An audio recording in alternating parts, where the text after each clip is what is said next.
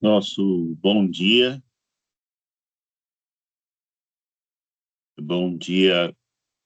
a você, ao senhor, à senhora,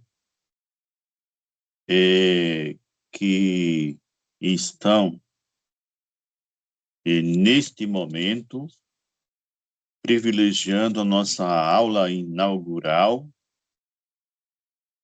a respeito do este curso aqui de Teologia Filosófica. Teologia filosófica, para quem não sabe, tem outro nome chamado metafísica. Tem essa parte da teologia que eu vou aqui expor, como também tem a parte da filosofia. Eu sou civilmente, meu nome é Antônio Carlos Patrício, de profissão sou professor de filosofia e de teologia, e sou o atual patriarca numa igreja ortodoxa. Por isso nós temos um nome religioso, né, na qual nós nos apresentamos como Patrícios Máximos I. Mudamos o nome conforme a santa tradição ortodoxa, e essa tradição nós tiramos o nome civil e colocamos um nome de acordo com a data do nosso batismo ou do nosso crisma, né? Ou de algum momento da nossa conversão à igreja ortodoxa, no caso. O curso de teologia filosófica, isso faz com que eu tenha que expor aqui os motivos sinceros para esta formação, é que ele vem exatamente no momento adequado.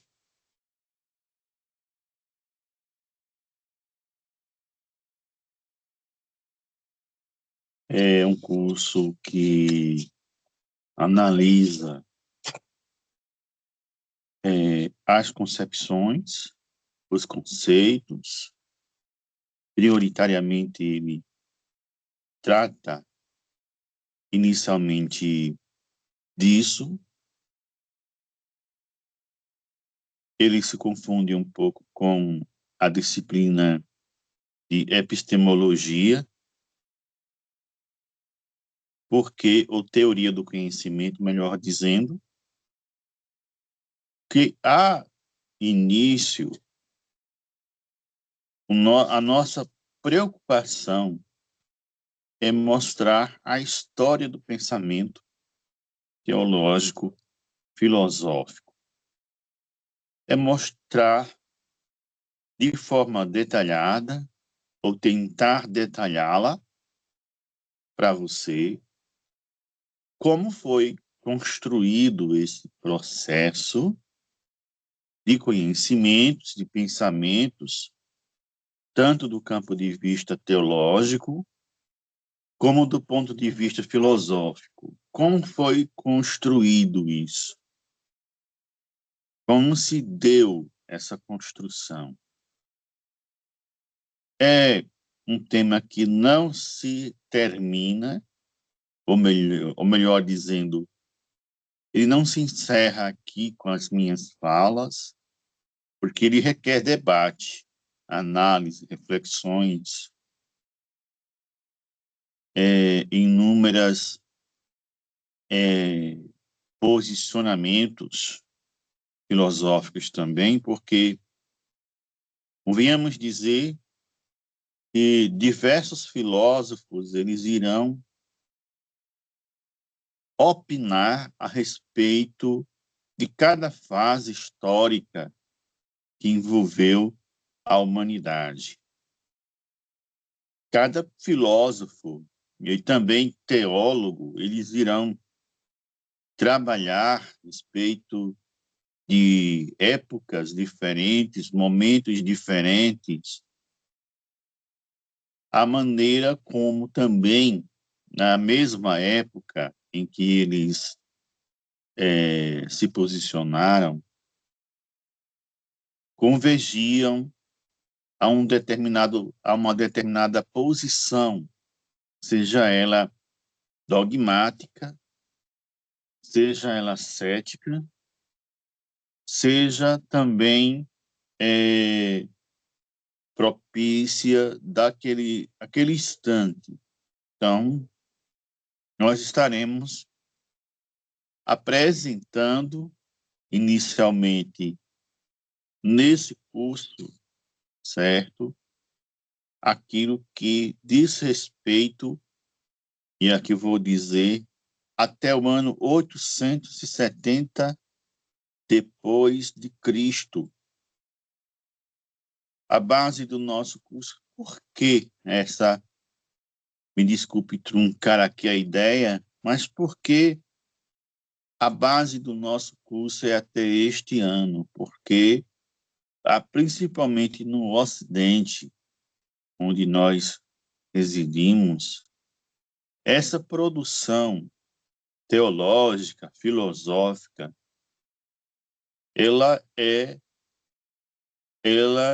não é muito conhecida, né? Apesar do conhecimento patrístico dentro da teologia, como da filosofia, que se estende nas universidades, faculdades brasileiras ou no Ocidente, o conteúdo originário, né, principalmente grego,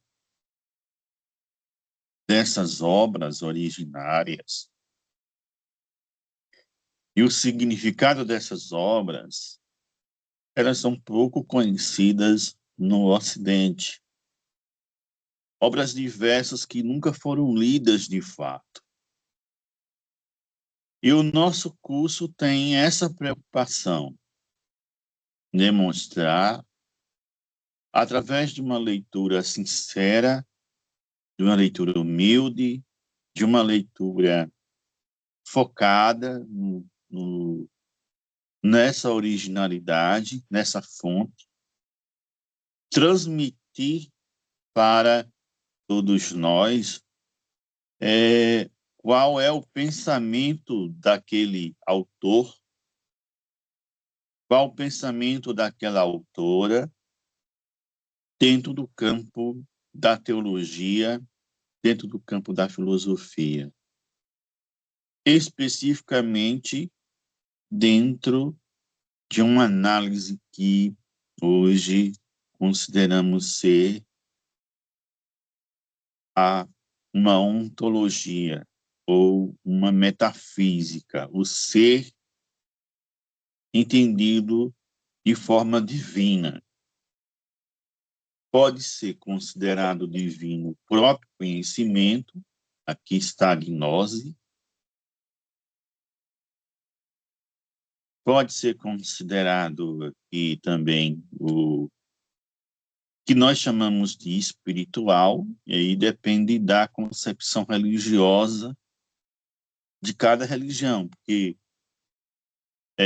filosoficamente falando, como filósofo, nós não podemos entrar somente na raiz do cristianismo, mas o que nas determinantes ou determinadas religiões desenvolveram dentro desse mesmo período da formação do cristianismo.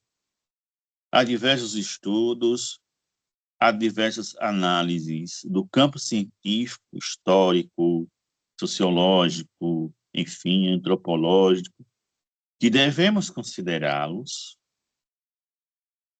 não descartá-los, nenhum contexto nesse sentido, para que nós não possamos ter uma única visão, um único quadrante de informações, porque esta não é a finalidade do nosso estudo, mas conhecer exatamente verdades, que a verdade, na verdade, não só é a única no entender do cristianismo, é a verdade sobre Deus e sobre o seu Filho e o Espírito Santo, que dele se apega para demonstrar razões, razões para defesa com base na sua fé. Quando dizemos isso, quando afirmamos isso, não estamos nos referindo à ciência propriamente dita, ao conhecimento humano propriamente dito, apesar que nesse conhecimento humano está inserida a questão da fé cristã. Esta racionalidade que tanto o Ocidente se aproveita ou localizou, e podemos aqui se considerar que isso não tem erro algum. A grande questão aqui é quando se depara com certas vontades de poder de determinadas religiões ou determinadas denominações cristãs. Quando se constrói um pensamento, que este pensamento é ou foi considerado um absurdo, ou uma pura invenção de uma determinada instituição, desculpe, para se manter no poder. Eu quero colocar isso de antemão, porque sempre iremos demonstrar aqui alguns conflitos religiosos que foram acontecendo desde o período bíblico, como nós consideramos aqui o Antigo Testamento também, da vida das 12 tribos de Israel, a questão do conflito cristão do tempo de Jesus e depois dele, depois da era apostólica, quando alguns grupos quiseram determinar-se como verdadeiros e outros apontados como pseudos cristãos ou hereges. Isso fortemente conduzido num período muito maior a chamada Idade Média, quando se implanta, e aí é posterior, essa fase de 870, quando começa um movimento religioso na tentativa de se hegemonizar. Ele consegue essa hegemonia na Europa e se expande para as colônias descobertas, inclusive o Brasil foi descoberto por um país europeu, assim como a restante da América, que foram descobertas acontecidas de campanhas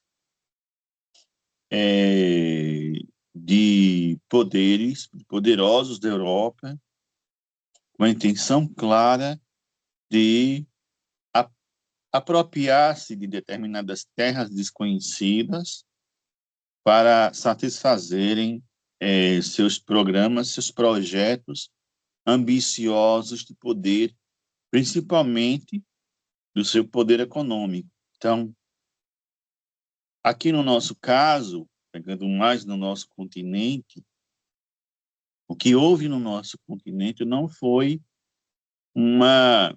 como podemos considerar,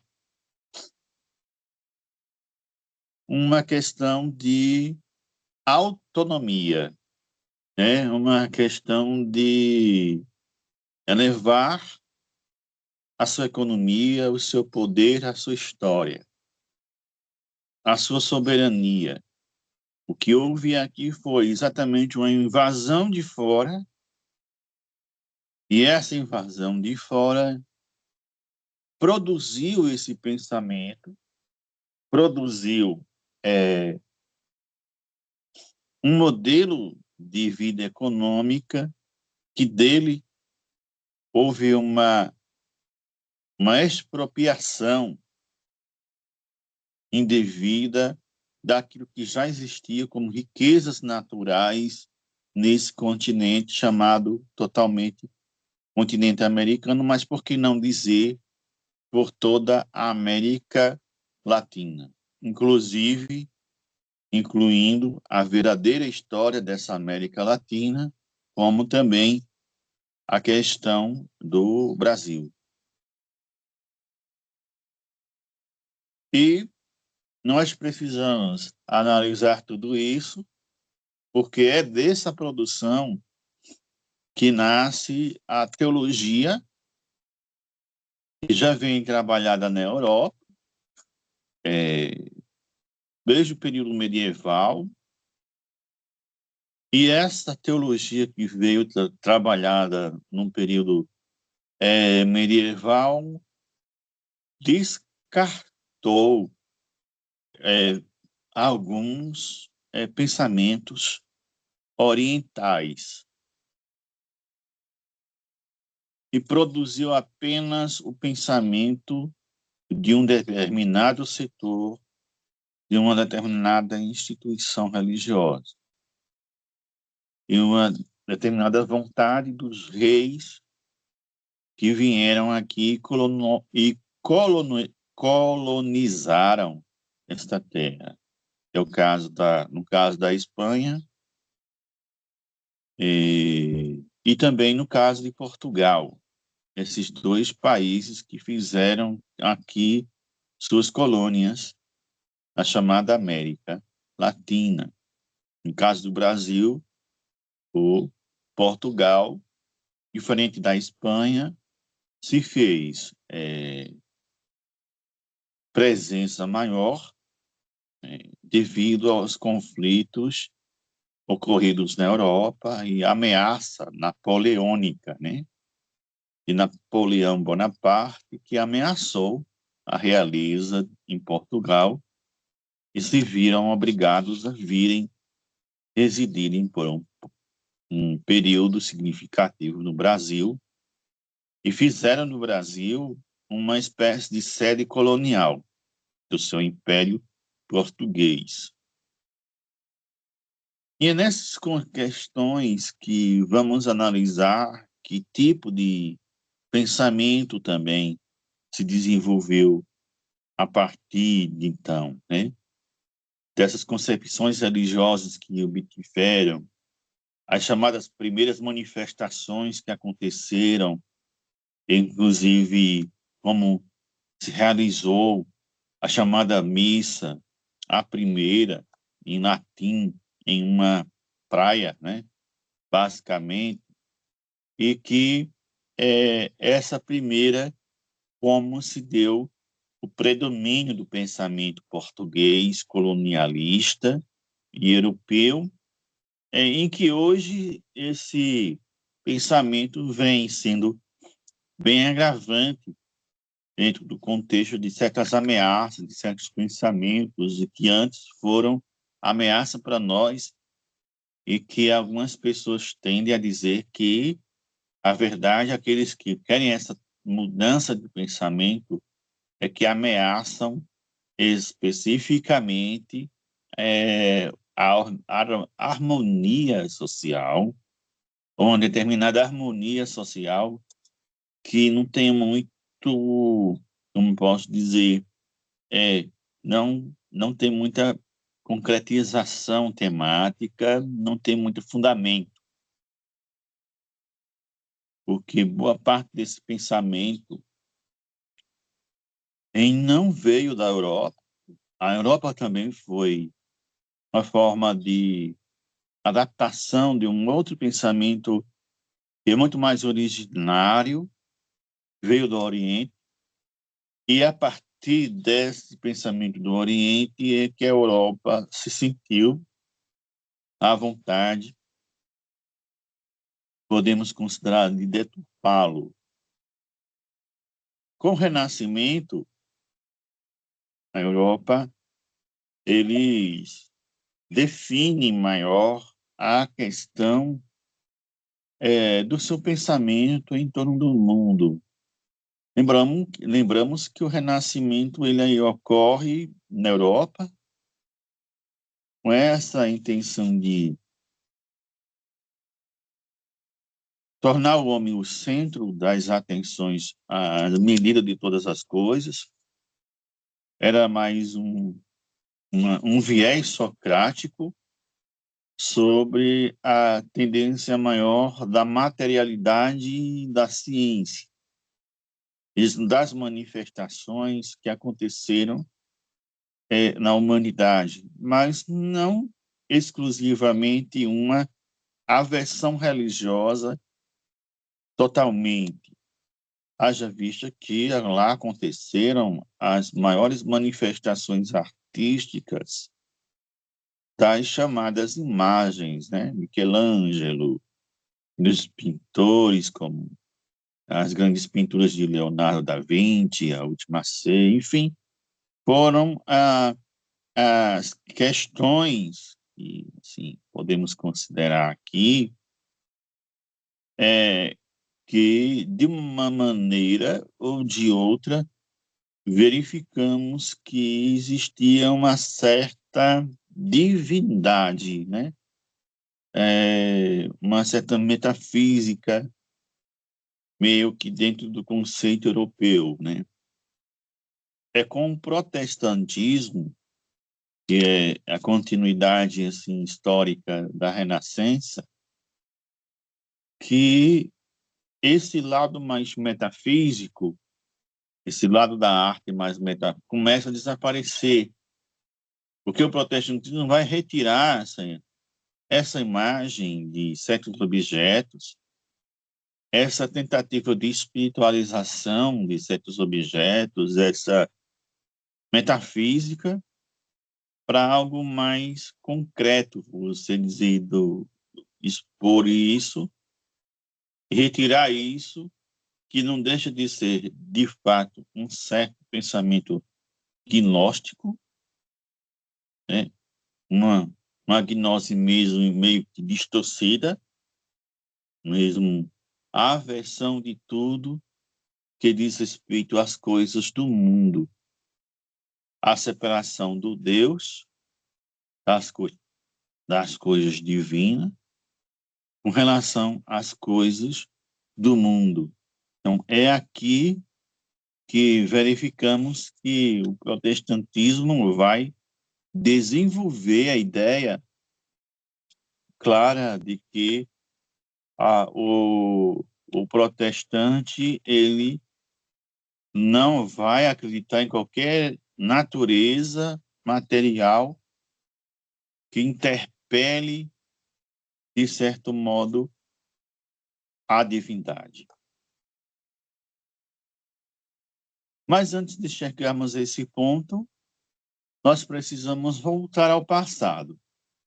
Voltar a muito tempo atrás, voltar, quem sabe, até antes mesmo da formação desse planeta Terra, voltar à questão do mito e voltar a essa formação do cristianismo, né? Como é do propósito do nosso trabalho inicial. E o nosso trabalho começa a tentar pensar de como seria a humanidade se não existisse a questão da escrita. A escrita ela é importante porque ela vai expor algumas vontades de alguns grupos sociais. Eu, quando digo grupos sociais, eu também estou me referindo a tribos, a comunidades, a clãs, vamos assim, inicialmente, a gens, porque não podemos de forma alguma descartar o que nós humanos chamamos de pré-história para se chegar ao que nós consideramos por antiguidade. Então, se não fosse o surgimento da escrita, acredito eu que os temas desenvolvidos pela humanidade seriam uma verdadeira bagunça. E apesar de que a escrita, de uma certa forma, cria uma bagunça, mas essa bagunça seria pior, né? Ou bem pior do que acreditaríamos hoje, seria isso. Essas escritas, elas fizeram com que paleontólogos, né, pesquisadores na área, formulassem, assim, como eu posso dizer, comparações do estilo da sociedade, o pensamento da sociedade, assim como o modo de vida social, a organização política, a religiosidade, né? Então, essas escritas trouxeram para nós exatamente essa possibilidade de perceber como eram, como foram, como era o presente dessas culturas, desses povos, dessas tribos, desses clãs. E isso, graças aos antropólogos, né, os arqueólogos, antropólogos, historiadores, é que nós vamos poder dar um horizonte nesse contexto de como eram, de como se organizaram, como foram. Primeiro, a função familiar. Nós vivemos numa sociedade onde que alguém, vamos considerar que era o mais forte entre os demais, seja pela sua habilidade física, sua força, sua destreza, pela forma como conduzia os demais membros daquela tribo. Era uma tribo familiar, certamente essa questão ela é muito balizada na antropologia quando o homem ele de fato dentro do espírito dessa evolução humana e como na questão da história né, humana. Primeiro, ao se falar do surgimento, me desculpa aqui, da raça humana na Terra, que especificamente nada tem a ver com o livro de Gênesis, e especificamente, Gênesis trata de uma raiz. A raiz do livro de Gênesis é uma raiz espiritual, ela tem o porquê justificar essa raiz espiritual, qual o sentido de justificar, diferentemente da filosofia, diferentemente da ciência, em que essa raiz de explicações, tanto das ciências da biologia ou história, que vem muito depois, formuladas para justificarem o surgimento da raça humana, e aqui está o primeiro constatação, a primeira ideia de que o primeiro homem seria o Australopithecus. Ele surge por volta de 1 trilhão de anos, é o chamado período geológico, é, Pleistoceno, ou numa fase histórica, do Paleolítico inferior, e o surgimento do Homo habilis, e que é o primeiro formato do homem das habilidades, o homem que irá, digamos aqui, adaptar-se às situações. Surge aqui também o posterior, que este é o Homo habilis. Podemos considerar que este tipo de homem, ele vivia, se eu não tiver enganado, gostaria que os historiadores me reforçassem essa parte dessa reflexão. Ele é, primeiramente, que imita os animais.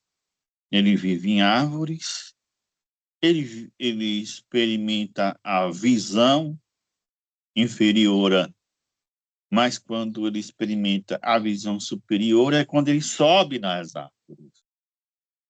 É quando ele tem uma visão muito maior. Mas essa visão que ele tinha era a visão da terra, do chão. Quando ele, então, se colocava no plano da superfície. Então, essa visão que obtinha era a visão do chão. E certamente essa visão do chão foi interessante no escrito da ideia do homem feito por barro. A ideia que Deus criou o homem,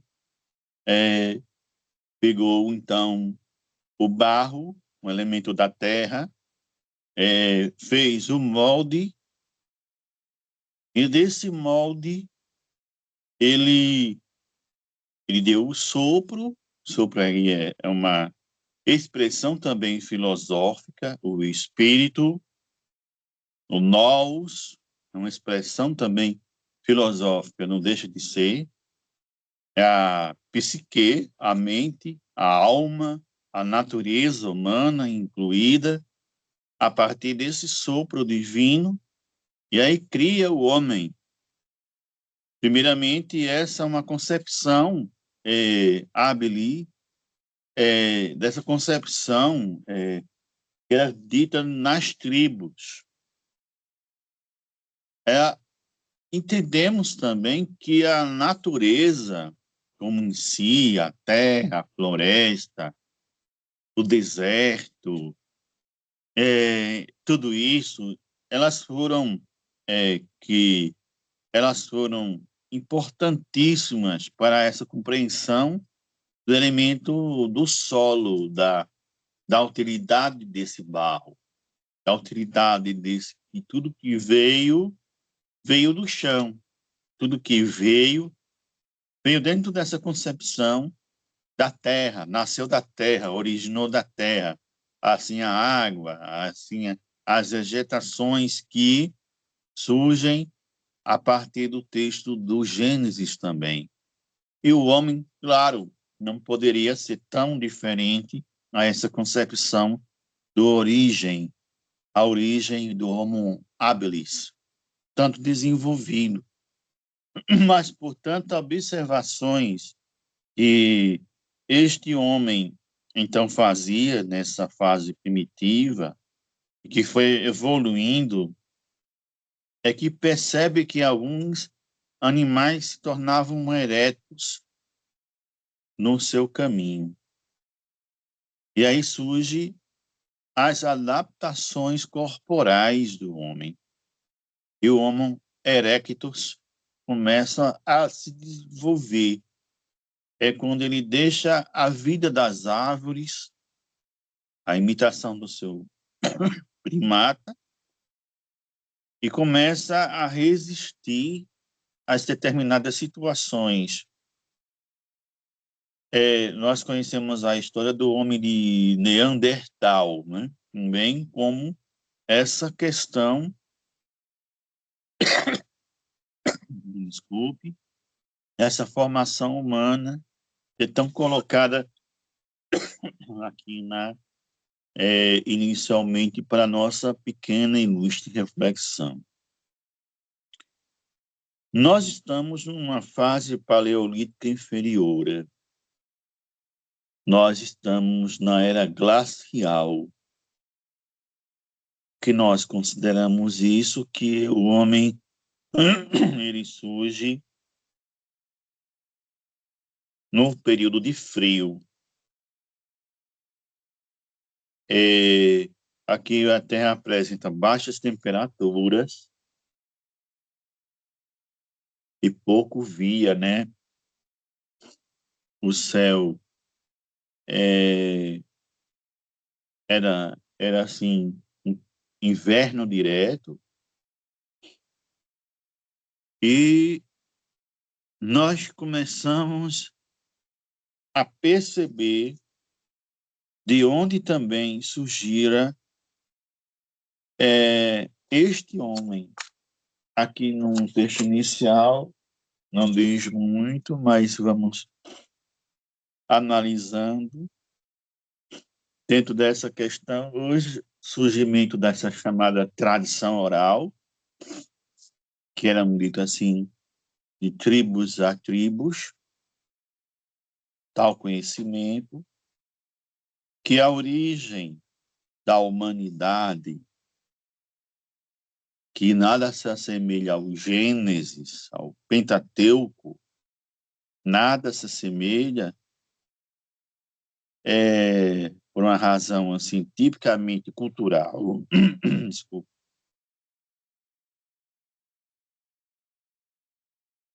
Nós começamos a perceber algumas narrativas que justificassem, então,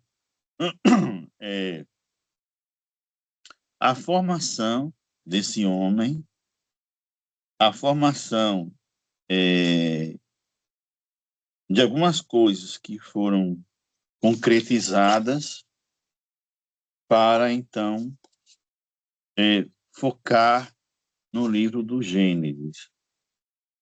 Você sabe, você tem no Brasil, na França também, onde originou essa tradução interessante, importantíssima,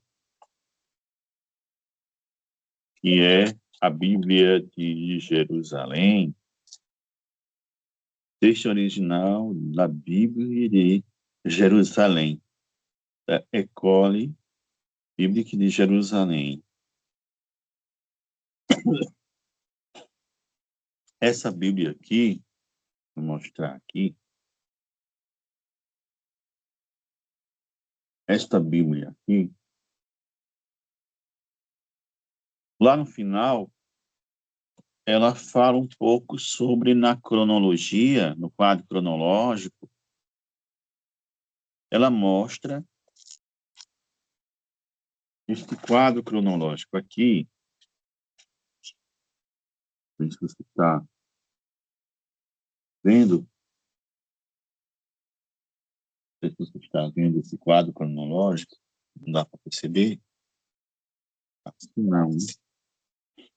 Um quadro cronológico tem do lado esquerdo, no meio, que desenvolve o ano, e no lado direito, o Homo habilis e o progresso, o trabalho a partir da descoberta do fogo, das pinturas das cavernas, da linguagem usada, é bem próprio de, nas narrações populares, Gênesis 1, 11. É, e essa questão é, justificaria o quê? O que esse texto está querendo dizer, em que alguns estudos e estão tentando promover aqui, mencionar aqui, confirmar aqui, certo? Primeiramente, vamos lá.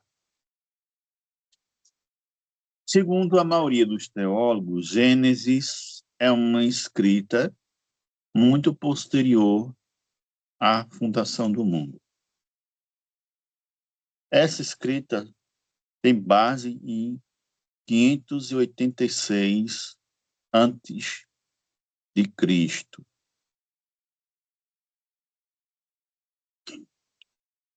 É uma escrita pós-exiliar, já tem passado o período do Êxodo, com certeza não é um escrito especificamente, apesar de que muitos dirão, foi Moisés que escreveu, podemos considerar que Moisés deve ter tido algumas influências nesta escrita.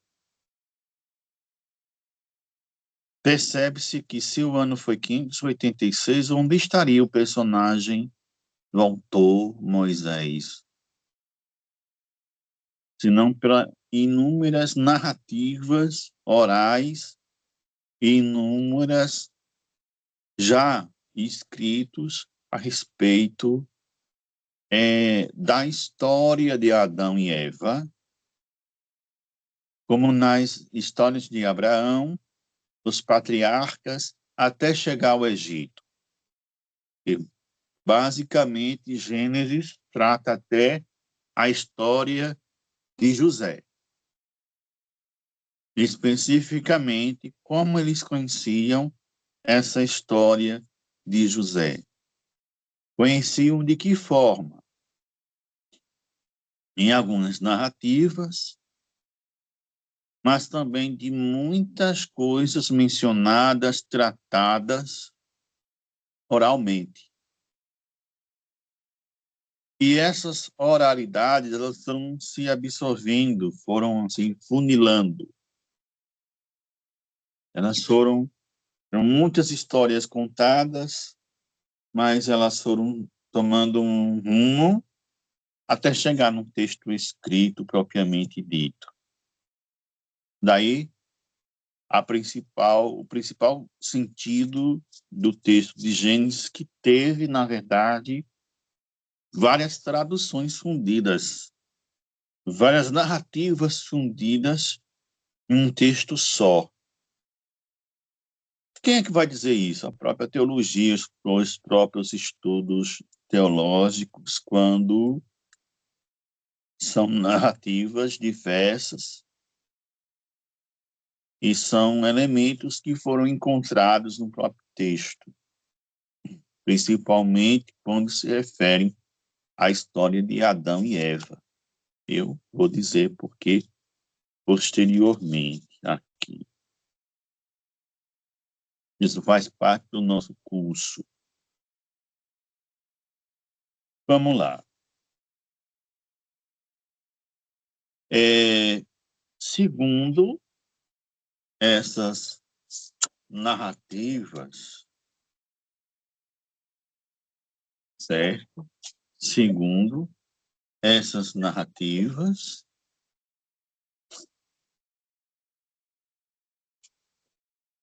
só que olhando um pouco,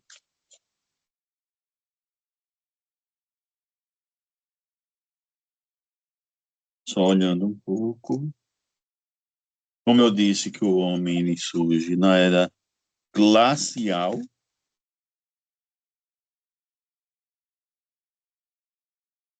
certo? Vamos analisar o que significaria isso na era glacial com esse texto. Eu tenho um texto, se quiser adquiri-lo, você pode adquirir esse texto. A história do pensamento teológico e filosófico, e vai do mito à realidade religiosa antes da formação do cristianismo. São vários capítulos deste texto. E nesse texto vai dizer o seguinte, vamos aqui entender melhor.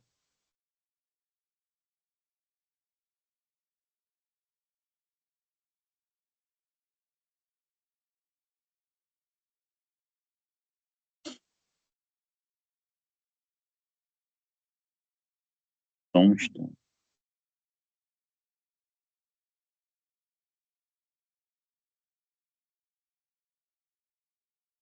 Consideramos que a tradição oral, na página 24, era mais evidente, principalmente na era glacial, a qual estamos nos referindo. O primeiro homem e a primeira mulher, claramente usava peles de animais caçados por eles, usavam armas para matar suas presas e viviam de forma nômade. Não conseguiam viver da agricultura, pois o gelo não os permitia plantar. Era o fogo que os aquecia. Montavam barracas ou encontravam cavernas para sobreviver até dos ataques de animais selvagens. Longe de ser dominante na natureza, tinha medo de ser devorado por um animal ou que uma catástrofe venha a acontecer. Dessa forma, a natureza em si mesma passou a exigir novos comportamentos individuais ou em grupos, verificando que existia algo além de suas próprias forças. Nesse instante surge o divino, aprendeu a assar o pedaço de carne com fogo e a perceber que as frutas ficavam mais saborosas.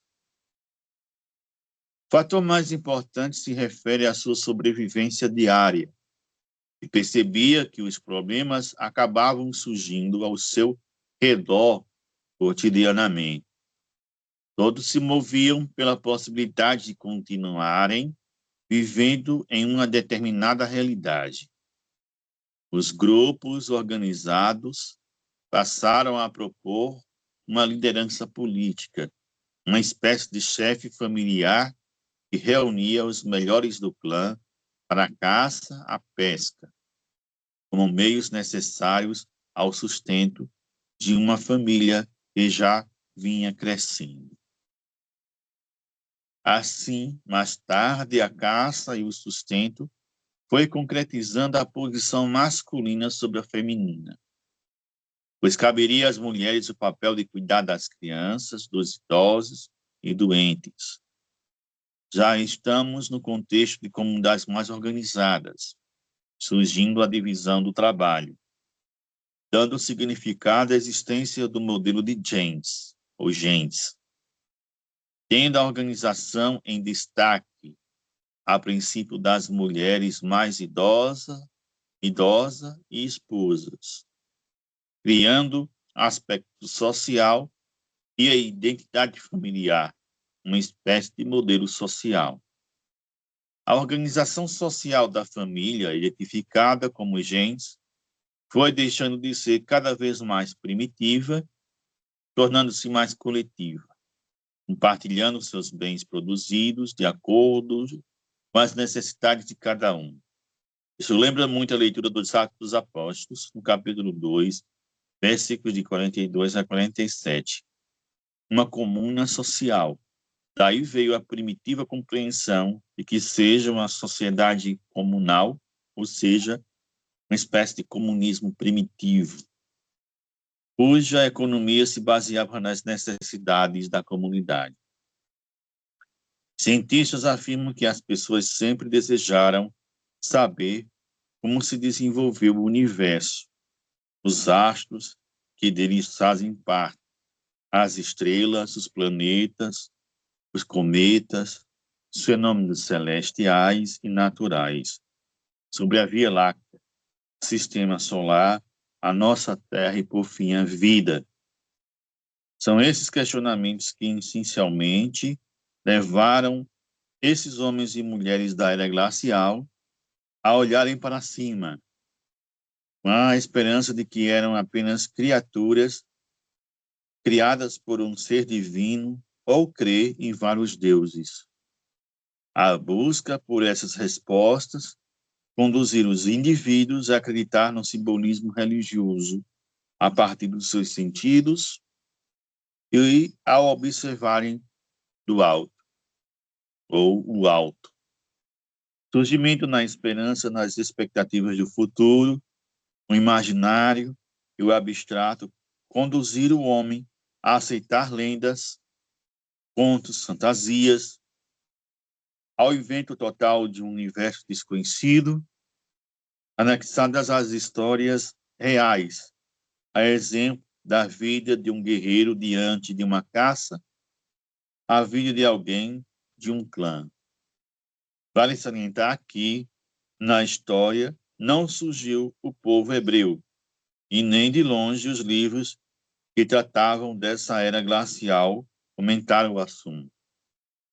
É estranho que nada de concreto, senão pequenas reflexões acerca da criação de um Deus que surgiu no livro de Gênesis, mas tão pouco material que só foi fornecido pelo estudo arqueológico e antropológico da África. No caso da Bíblia, que verificamos, é importante dizer que também os acontecimentos que a Bíblia colocou, né, e por alguma razão essa tese não se sustentava, mas havia alguma possibilidade de considerá-la, talvez pelo movimento criacionista, não pelos evolucionistas. A ideia é centralizar na perspectiva do pensamento judaico-cristão e muçulmano, nas religiões monoteístas, afastando qualquer opinião contrária, pois foi o surgimento da religião pessoal, sem qualquer tipo de institucionalidade, e a participação do Estado na intervenção, a qual os indivíduos possuem uma crença livre do controle. Confirma-se a existência do politeísmo, um deus ou deusa, conforme cada tribo ou pessoa. Certamente crescia a ideia da religião tribal, totalmente de tradição oral. Bom, concluímos aqui a nossa aula de hoje, deste dia 20 de setembro, para não ficar muito extenso. Espero que tenha agradado algumas pessoas. Nós continuaremos num outro horário, em um outro momento, e até uma próxima oportunidade. Desejo as bênçãos de Deus para você. Fique em paz, que Deus o abençoe.